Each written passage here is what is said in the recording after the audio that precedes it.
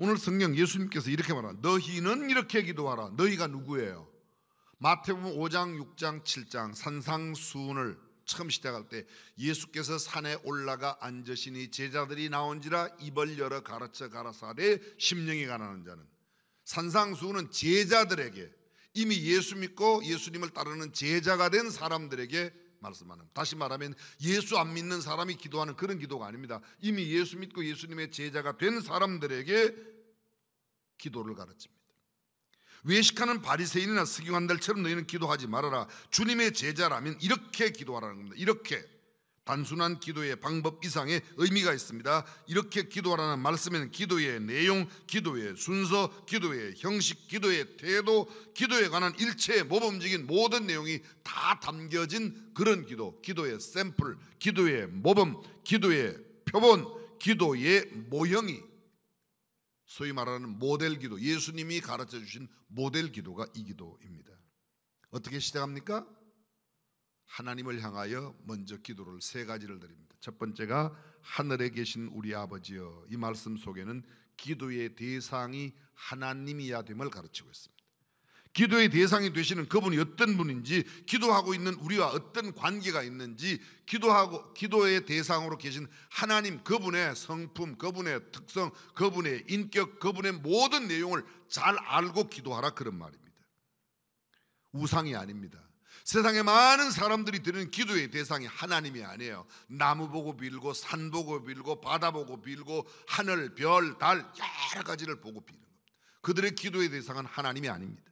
근데 성경은 이야기합니다. 예수님은 너희는 하나님 아버지께 기도하라. 기도의 대상이 분명합니다. 그런데 그 하늘에 계신 아버지, 이렇게 말합니다. 하늘에 계신 너희 아버지. 어디예요? 하늘에. 단순한 장소를 의미하는 것이 아니라 장소의 개념보다 더 중요한 게 있습니다. 거룩함을 의미합니다. 그분은 높이 계신 분이에요. 그분은 온 우주 만물을 만드신 분, 전능하신 분이에요. 우리의 모든 것을 알고 계시는 분이십니다. 어디에나 계시지만 그분의 지존함과 그분의 아주 고매함과 그분의 권력과 그분의 능력, 절대적인 힘을 다 상징합니다. 하늘에 계신 곳, 성별된 곳에 계십니다. 우리가 살고 있는 세상 그런 곳에 계신 분이 아니라는 겁니다. 그리고 말합니다. 하늘에 계신 아버지여, 이름이 거룩히, 하늘에 계신 우리 아버지시여. 우리 아버지, 우리 아버지입니다. 여기 보면 하나님은 우리의 아버지라고 말해요. 아버지. 아저씨가 아니에요. 아저씨. 어떤 직장의 높은 상사가 아닙니다. 권세와 지위가 있는 세상의 어떤 높은 사람이 아니라는 겁니다. 마음씨 좋은 어떤 어른, 이웃 사람이 아니고 친구가 아닙니다. 기도는 하늘에 계신, 지존하신, 수직관계로 가장 높이 계시는 그분, 우리의 아버지. 그분이 아버지면 우리는 누구예요? 그분의 아들, 딸, 자녀들입니다. 무엇보다도 이 아버지와 자녀 사이에는 친근함이 있습니다. 끈끈한 관계가 있습니다. 깊은 관계입니다. 아버지란 말은 우리의 후견이라는 뜻입니다. 우리가 그분의 자녀라는 것은 그분의 모든 것을 상속하는 상속자라는 뜻입니다. 하나님의 부여하심을 다 상속할 우리가 그 하나님 아버지께 기도하는 겁니다. 그런데 잘 보십시오. 우리 아버지라고 말합니다. 나의 아버지가 아니에요. 내 개인적인 내용만 아려는 그런 게 아닙니다. 하나님께 기도하는 모든 제자는 우리입니다. 한 분 하나님의 자녀들입니다. 그러므로 우리 모두가 내 기도만 아니라 함께 공동으로 공동체의 문제, 교회 내의 문제, 여러 가지 문제를 함께 드리는 기도, 그렇습니다. 나만의 내용을 아릴 것이 아니라 우리 공동의 기도 제목과 공동의 일을 위하여 기도를 그분께 아뢰는 겁니다. 세상 종교에서 말하고 있는 신은 두려움의 신, 공포의 신, 무서운 신, 그래서 잘못 보이면 얻어터진다고만 생각합니다. 근데 하나님은 우리 아버지이시라 우리가 잘못해도 싸매어 주시고 사랑해 주시고 치료해 주시고 보듬어 주시고 안아 주시는 분이십니다. 그 기도의 내용, 하늘에 계신 우리 아버지여, 이름이 거룩히 여김을 받으시오며. 첫 번째 기도의 내용이 바로 기도의 대상이신 하나님 한 분이 거룩히, 그분의 이름이 거룩히 여김을 받으셔야 된다. 아버지 이름이 거룩히 여김을 받기를 위하여 기도하는 겁니다. 이 말씀의 뜻은 거룩하게 하옵시며, 헬라어 원어에 하교 체스다이라고 되어 있는데 이 말의 뜻은 하기아스 데토라는 어원에서 왔습니다. 그 말을 순수 우리말로 옮기면 스스로 거룩히 하시라는 뜻이 아니라 우리가 그분의 거룩하심을 인정하고 그분이 구별되어 계신 분, 지존이 계신 그분 하나님 앞에 우리가 기도한다, 그런 말입니다. 이 말의 뜻은 우리가 하나님 아버지 홀로 예배의 대상이 되시니까 그분의 이름이 10계명의 3계명이 뭐죠? 여호와의 이름을 망령되이 일컫지 말아라. 경홀히 여기지 말라는 겁니다. 하나님의 이름을 가볍게 여기지 말라는 겁니다. 하나님의 이름을 아무렇게나 사용해서는 되지 않습니다. 저는 이 말씀 준비하면서 제가 농담에 하나님께서 어떻게 하셨다, 그런 조크들이 꽤 많이 있습니다. 조크들이. 그런 조커 할 때 하나님 이름을 그렇게 경거망동하게 써서는 안 된다, 그런 뜻입니다. 하나님을 섬기는 일에 있어 우리는 그냥 여러 다른 신 가운데 하나가 아니라 특별하신 하나님, 고귀하신 존귀하신 한 분이신 하나님, 전능하신 하나님, 그분 하나님 앞에 기도를 드립니다. 그 기도의 내용이 하나님의 이름이 거룩히 여김을 받으시며 아버지 하나님의 이름은 모든 사물이나 사람의 이름과는 구별되게 성스럽게 취급하라는 겁니다. 하나님의 이름은 다른 어떤 피조물의 이름과는 절대적으로 같을 수가 없는, 구별된 하나밖에 없는 지위와 권위를 인정하며 드리라는 겁니다. 쉬운 말로 함부로 그 이름을 아무렇게나 쓰지 말아라, 그런 말입니다. 구약시대 그리고 초대 기독교 시대에, 초대 교회사에 보면 성경을 필사하던 사람들이 있습니다. 서기관들은 성경을 연구하는 학자임과 동시에 성경을 필사하는 사람. 지금도 이스라엘에 가보면 종종 성경을 그대로 히브리어를 필사하는 분들을 만날 수가 있습니다. 언젠가 성지순례 갔더니 마사다라고 하는 가장 높은 요새에 갔더니 거기에 성경 필사하는 사람이 있더라고요. 유리상자 안에서. 근데 그분들이 성경을 기록할 때 여호와라는 이름이 나오면 하나님의 이름이 여호와예요. 하나님은 호칭이에요. 아무아목의 대통령, 그러면 아무아목에는 이름이고 뒤에 대통령은 그분에게 붙여진 호칭이듯이 여호와는 이름이고 하나님은 호칭이에요. 하나님은 무슨 뜻이라고요? 큰 힘. 큰 힘 누구? 여호와. 그래서 여호와가 나오면 성경을 쓰다가 붓을 다시 새로 씻어 깨끗하게 씻고 다시 먹을 잉크를 묻혀서 써내려 가다가 또 여호와가 나오면 또 붓을 씻어서 여호와라는 이름을 쓰고, 그만큼 성별되게 이름도 못 불렀습니다. 우리는 지금 여호와, 야훼 이렇게 부르지만 원래는 이 히브리어 원어에 여호와라는 말은 앞에 자음이 없습니다. 그래서 왜 이렇게 되어 있습니다. 야훼라고 표현되는데 모음만 왜 이렇게 되어 있습니다. 그렇게 하면 못 알아들으니까 우리가 편의상 야훼, 여호와 이렇게 쓰는 거지 본래는 그렇게 쓰도록 안 돼 있어요. 함부로 말도 여호와라는 이름도 제대로 내지 못하게 했던 것입니다. 그만큼 그 이름을 성별되게 사용했습니다. 여기 이름이라고 말할 때 그 이름, 히브리 문화와 히브리 사람들에게 있어서 이름은 단순한 호칭이 아닙니다. 고명진 목사 이래서 고명진 이런 게 아닙니다. 이 말의 이름의 뜻은 호칭용 명칭만을 의미하지 않고 거기에 담고 있는 이름 안에는 그분의 그 이름을 가진 그 사람의 본성, 성격, 인격, 특징 그 모든 것을 다 담고 있음을 의미하는 겁니다. 성경을 들어보십시오. 시편 9편 10절입니다. 당신의 이름을 아는 자는 당신을 의지하오리니.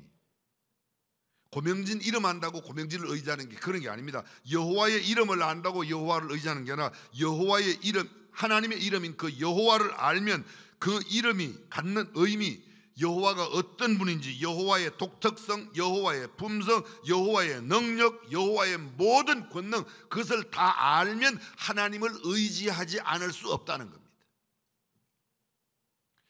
사람들은 세상에 권력 있는 사람, 그분을 의지합니다. 그분을 의지하고 세상에 힘 있는 사람, 거기를 의지합니다. 그런데 하나님이 정말 세상에 그 어떤 힘과 좋게 비교할 수 없는 전능하신 하나님임을 알면 그분을 의지할 수밖에 없다는 말입니다. 시편 20편 7절입니다. 혹은 마차를 혹은 말을 의지하나 우리는 여호와 우리 하나님의 이름을 자랑하리니. 왜요? 하나님의 이름이 얼마나 위대한지를 알면 자랑하지 않을 수가 없습니다. 하늘에 계신 우리 아버지의 이름이 거룩히 여김을 받으시오며 라는 이 기도는 아버지 하나님께 기도하는 우리는 하나님께 유일하고 특별한 지위, 권세를 인정하고 하나님을 하나님답게 예우하고 하나님을 하나님으로 우리가 시인하면서 그렇게 대하라는 겁니다. 하나님 알기를 우습게 알지 말아라. 떠듬떠듬 알지 말라는 겁니다. 그 다음 기도가 뭐예요? 나라의 임하옵시며 하나님의 나라가 임하기를. 예수님께서 행하신 사역의 핵심이 하나님 나라입니다. 신약 성경에 하나님의 나라, 천국이라는 표현이 무려 122번 나옵니다. 그 중에 90번을, 90번을 예수님께서 사복음서에서 말씀하십니다. 예수님께서 첫 번째 하시는 말씀이 하나님의 나라가 가까웠으니 회개하라고 말합니다. 하나님의 나라가 가까워. 마가복음 1장 14절 예수께서 제일 먼저 하나님의 나라의 복음을 전하셨다. 누가복음 4장 43절, 마가복음 1장 38절 예수님은 하나님의 나라를 전하는 것이 나의 자신의 임무라고 책임이라고 하셨습니다. 누가복음 8장 1절 예수님은 각 성과 촌에 두루 다니시며 하나님의 나라를 전파하셨다고 기록하고 있습니다. 하나님의 나라, 유대인의 기도문에는 하나님의 나라가 빠진 기도는 기도가 아니다라는 말이 있다. 하나님의 나라를 위하여 기도하지 않으면 그건 기도가 아니라고 이야기할 만큼 하나님의 나라를 강조합니다. 나라라고 말할 때 그 뜻은 뭐예요? 통치하신다, 다스린다는 겁니다. 그래서 왕이 다스리는 나라 왕국이라고 말합니다. 폭군이 다스린다, 폭군 밑에 많은 백성들이 곧 민주주의, 시장경제와 자유민주주의가 다스리는 나라 민주주의 국가라고 합니다. 공산당 한 당이 지배하는 나라 공산국가라고 그렇게 표현하는 겁니다. 우리가 원하는 것은 민주주의 국가, 공산주의 국가 그런 개념에서 있어서 민주주의 국가를 원하지만 한 차원 더 높게 말하면 우리가 원하는 나라는 하나님이 통치하시는 하나님의 나라를 원해야 될 줄로 믿으시면 아멘. 그것입니다. 그것을 위하여 기도하라는 겁니다. 그 하나님의 나라가 임하도록, 임한다는 말은 하나님의 나라가 우리가 하나님의 나라에 간다, 천국에 간다, 죽어서 간다 그 말도 틀린 표현이 아니고요. 하나님의 나라가 임한다는 말은 어떤 날 온 세상 위에 주님이 재림하심으로 하나님의 나라가 임한다는 말도 되고 또 지금 예수 그리스도를 믿음으로 내 모든 삶의 영역을 하나님께서 통치하시고 다스리시도록 다 맡기면 이미 하나님의 나라는 이루어진 것입니다. 그래서 하나님의 나라를 임하도록 기도해요. 오늘날도 내 생각, 내 뜻대로, 내 계획대로, 내 마음대로 살 것이 아니라 내 모든 일거수일투족을 주님이 다스리도록 하는 겁니다. 자, 여쭤보겠습니다. 여러분 집 살 때 예수님께, 하나님께 여쭤보고 사요? 그냥 사요? 그냥 사는 사람은 하나님의 나라를 하는 게 아니고 내 나라를 만드는 겁니다. 시장 가서 콩나물 살 때 하나님께 여쭤보고 사요? 그냥 사요? 그냥 사는 사람은 그냥 내가 먹고 살기 위해서 콩나물 사는 사람이고 하나님께 여쭤보고 얼마큼 살까요? 무엇을 살까요? 어떻게 살까요? 모든 일거수일투, 내 모든 행동의 일거수일투족을 주님께 다 여쭤보고 주님의 허락하에 한다면 하나님이 다스리는 나라에 내가 살고 있는 것이고 내 마음대로 결정하고 내가 이 집 사고 내가 이 집 팔고 내 마음대로 결정한다. 나는 하나님의 왕국 아래에 있는 게 아니고 내 왕국을 살아가고 있는 겁니다. 그렇습니다. 하나님의 나라는 앞으로 임할 것입니다. 아니 지금도 내 모든 권한을 하나님께 전폭적으로 위탁하고 그분이 내 모든 삶을 다스리면 이미 우리는 하나님의 나라를 살아가고 있는 줄로 믿습니다. 그 다음 기도가 이겁니다. 자, 하늘에 계신 우리 아버지 이름이 거룩히, 그 다음에 나라 임합시고, 세 번째 뜻이 하늘에서 이룬 것 같이 땅에서도 이루어지다. 하나님의 뜻이 이루어지도록. 하나님의 뜻이 뭐죠? 하나님은 창세 이전에 뜻을 세우셨어요. 저와 여러분들의 구원 계획을 세우신 것이 하나님의 뜻이라고 믿으시면 아멘. 그렇습니다. 그리고 어떤 날 예수 그리스도를 보내심으로 그 뜻을 이루셨어요. 하늘에서 성부, 성자, 성령 하나님의 뜻이 하늘에서 이룬 것처럼 땅에서도 이루어지기를. 기도는 하나님의 뜻을 이 땅에 이루는 가장 강력한 도구입니다. 십자가의 정신이 무엇인가? 예수님은 십자가를 앞두고 이렇게 기도하셨어요. 아버지 할만하시면 이 잔을 내게서 옮기시옵소서. 그러나 나의 원대로 마옵시고 아버지의 뜻대로, 아버지의 원대로 되기를 원합니다. 아버지의 원대로 되는 게, 내 원은 나 이거 십자가 지나가게 해달라는 내 원이에요. 내 뜻이었습니다. 근데 내 원대로 말고 아버지의 뜻대로 십자가를 지고 돌아가셨습니다. 자, 잘 들어보세요. 하나님의 뜻을 이루기 위해서는 내 뜻을 죽여야 합니다. 내가 죽어야 됩니다. 내가 죽지 않고는 내 계획, 내 소리, 내 마음, 내 정신, 내 생각, 내 계산을 죽이지 않고는, 내 뜻이 죽지 않고는 하나님의 뜻이 이루어질 수 없습니다. 죽음이 없이 하나님의 뜻이, 하늘의 뜻이 이루어질 수 없다는 겁니다. 십자가 없이 부활의 영광이 없다는 말입니다. 내 생각, 내 뜻, 내 계획이 죽어야 하나님의 뜻이 이루어집니다. 저와 여러분의 개인의 삶, 저와 여러분들의 가정, 일터, 교회 공동체에 하나님의 뜻이 온전히 이루어지도록 기도하라. 성경이 그렇게 말해요. 예수님이 그렇게 기도하라고.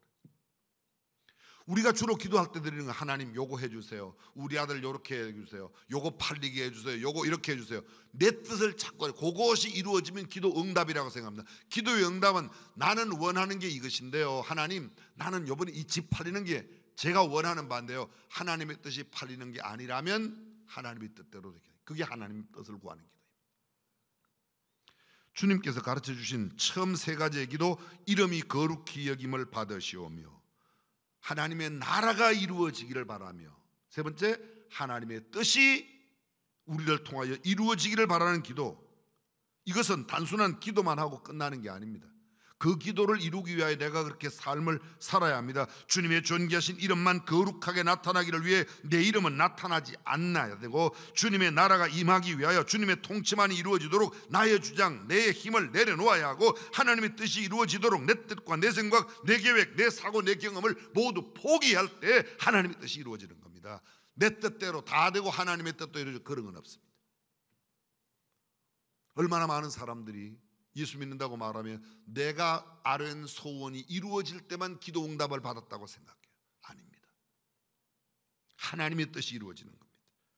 두 번째 큰 기도가 뭔가 하면요, 자, 지금은 하나님께 내가 하나님의 이름을 높이겠습니다, 하나님께만 영광 돌리겠습니다, 하나님의 다스리는 나라가 되도록 그렇게 나를 죽이겠습니다, 내 뜻을 죽이고 하나님의 뜻이, 이번에는 하나님께서 우리를 위해서 해주실 것을 청합니다. 기도 순서가 먼저 하나님께서 영광을 받으셔야 하고, 두 번째 내 기도입니다. 두 번째 기도가 이것입니다. 오늘날 우리에게 일용할 양식을 주옵시고. 일용할 양식, 그렇습니다. 일용할 양식을 위해서 기도하라. 근데 우리는 일용할 양식만 위해서 기도한 게 아니에요. 이렇게 기도해요. 하나님 우리 자자손손 부하고 흥하게 하여 주옵소서. 그 성경에 그렇게 기도하는 게 아니에요. 내 아들도 하나님의 뜻대로 살면 먹고 살고 잘 살 거고, 내 손자도 그렇게 살고, 하나님 내 아들과 내 손자와 내 증손자, 고손자, 현손자까지 자자손손 하나님을 섬기는 이 일에만큼은 어긋나지 않도록 기도하는 것, 그것이 진정한 하나님의 뜻을 이루는 기도라고 믿습니다. 그렇습니다. 그래서 일용할 양식을 위해서 기도하는 겁니다. 두 번째로, 우리가 우리에게 죄 지은 자를 사하여 준 것 같이 우리 죄를 사하여 주옵시고. 자, 일용할 양식은요, 오늘을 위한 기도야. 현재 기도야. 우리가 죄 지은 것을 용서해 주세요. 그건 과거의 문제. 그런데 그 전제가 있습니다. 우리에게 죄 지은 것을 사하여 준 것처럼 우리 죄를 사하여 주옵소서. 잘 들어보세요. 이건 예수 믿지 않는 사람들이 처음 드리는 그런 기도하고 다릅니다. 이것은 제자들이 하는 기도예요. 이미 예수 믿고 하나님의 자녀가 된 사람이 하나님 예수 믿고 난 이후에 잘못한 것을 용서해 달라고 기도할 때는 내가 먼저 다른 사람들의 잘못한 것을 용서해 주고 그것을 근거로 기도하라는 겁니다. 이해가 되셨어요? 예수도 안 믿는 사람이 다른 사람 용서한다고 그러니까 그거 아니에요. 구원받는, 예수 그리스도를 믿어 구원받는 그 구원에 따르는 용서는 예수 믿지 않은 것에 대한, 이미 예수님을 믿고 난 이후에 또 잘못한 것에 대해서는 내가 다른 사람들의 죄를 용서해야 내 죄가 용서받는다는 겁니다. 이걸 가볍게 생각하면 되지 않습니다. 다시 말하면 내가 다른 사람들에게 용서하지 않았는데 하나님 앞에 용서를 구한다, 그렇게 성경이 말하죠. 마태복음 6장 14절입니다. 이어지는 오늘 본문이 13절까지예요. 14절, 너희가 사람의 잘못을 용서하면 너희 아버지께서도 너희의 잘못을 용서하시려니와 너희가 사람의 잘못을 용서하지 아니하면 너희 아버지께서도 너희 잘못을 용서하지 아니하시리라.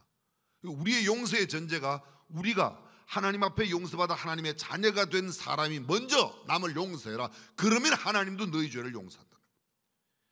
기도하기 전에 용서하는 겁니다. 내가 용서받으려면 내가 먼저 이웃의 타인의 잘못을 용서해야 된다는 말씀입니다. 왜냐하면 제자들은 이미 용서받았기 때문에 우리가 그들을 용서해야 되는 우리도 예수 믿지 않는 그 죄로부터 구원하여 하나님의 자녀가 되는 권세를 얻었으니 그렇게 큰 용서를 받았는데 이웃이 조금 잘못하는 거, 타인이 좀 잘못하는 거, 그거 내 안에 넣어두고 내가 잘못된 것만 하나님 앞에 용서받으려고 제대로 된 것이 아니라는 것입니다.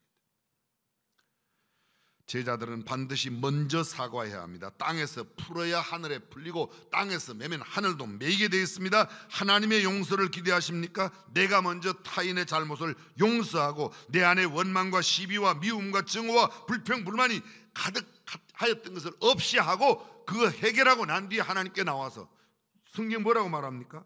너희가 예물을 드리다가 제단에 예물을 드리다가 형제에게 원망 들을 만한 일이 기억나거든 예물을 드리는 것을 그대로 두고 가서 화해하고 사과하고 사죄하고 그 다음에 와서 예물을 드리라. 이 말을 요새 말로 바꾸면요, 예배하기 전에 기도하기 전에 먼저 풀고 와서 기도해야 그 기도가 하나님 앞에 상달된다는 거예요. 내가 미워할 건 다 미워하고 교통사고 왜 저런 놈들한테는 안 일어나지 이런 마음 먹고 앉았으면서 하나님 저는 용서해 주, 이건 안 된다는 거죠. 제물보다 화목이 먼저입니다. 제사보다 화해가 먼저입니다. 예배와 기도의 장애물을 제거해야 그 예배와 기도가 하나님 앞에 올려진다는 것입니다.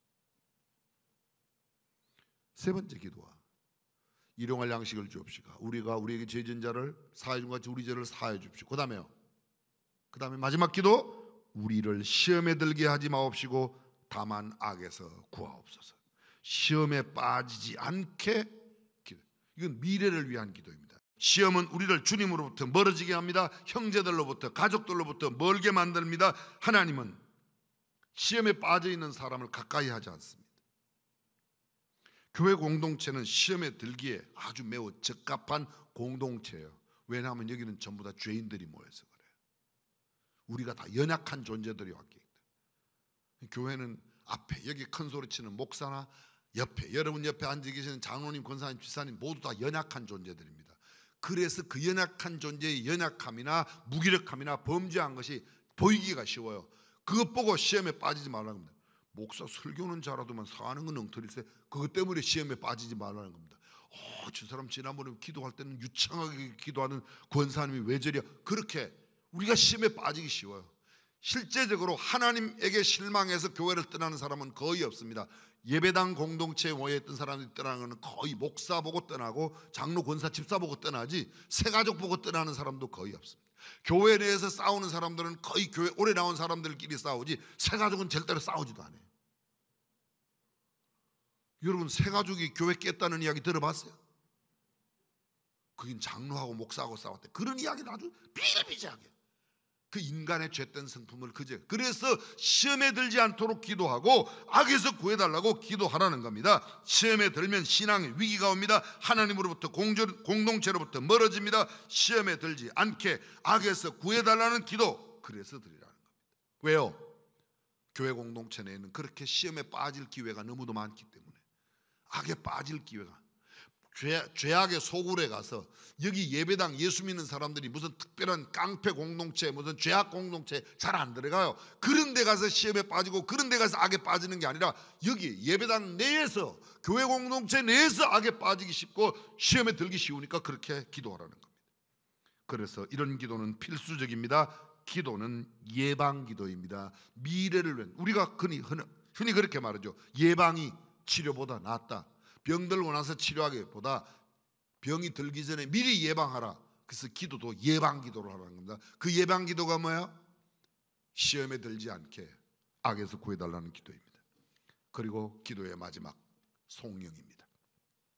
나라와 근세와 영광의 아버지께 영원히 싸움나이다. 나라와, 맨 처음에 여호와의 이름, 하나님의 이름이, 하늘에 계신 우리 아버지의 이름이 거룩히 여김을 하나님께 영광 돌리는 겁니다. 맨 마지막에도 나라와 권세와 영광의 아버지께 영원히 있나이다. 알파와 오메가, 시작과 끝, 처음과 나중, 하나님의 절대 주권과 하나님의 권세, 하나님의 영광이 영원토록 칭송을 받으시기를 바라는 기도로 기도를 마무리하라는 겁니다.